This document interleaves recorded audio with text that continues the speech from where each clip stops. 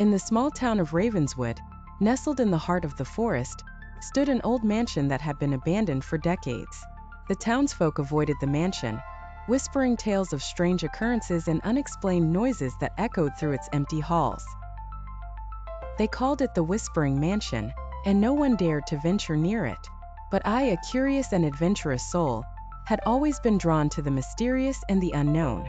As a child, I would often sneak peeks at the mansion, my heart racing with excitement and fear.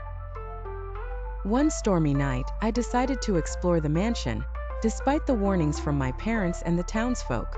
As I approached the mansion, I felt an eerie chill run down my spine. The wind howled through the trees, and the creaking of the old wooden doors seemed to beckon me inside.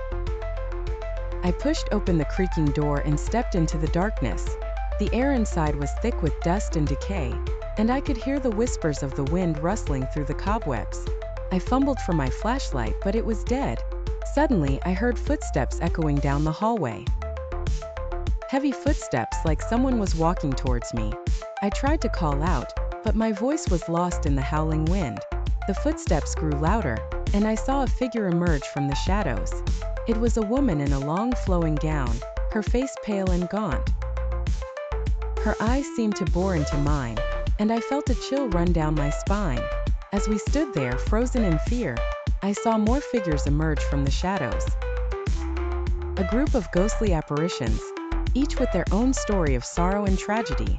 They whispered to me in hushed tones, their voices like leaves rustling in the wind. One by one, they told me their stories, of lost loves, of tragic accidents, of unexplained deaths.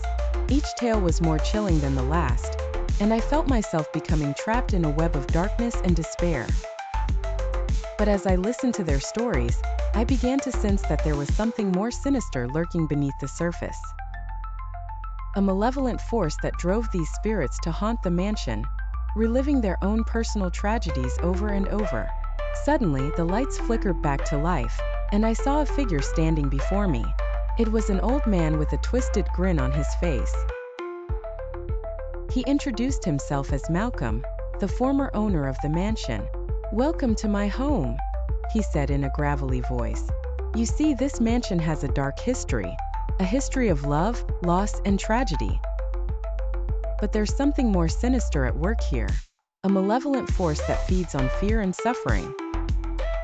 As he spoke, the ghostly apparitions grew more agitated, their whispers growing louder and more urgent. Malcolm's grin grew wider.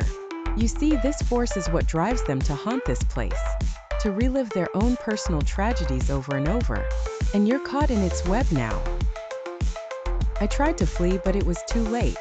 The malevolent force enveloped me, drawing me into its dark vortex of despair and terror. And as I disappeared into its depths, I heard Malcolm's cackling laughter echoing through the halls. The Whispering Mansion was never seen again after that night. Some say it was consumed by darkness itself, while others claim it was left abandoned once more.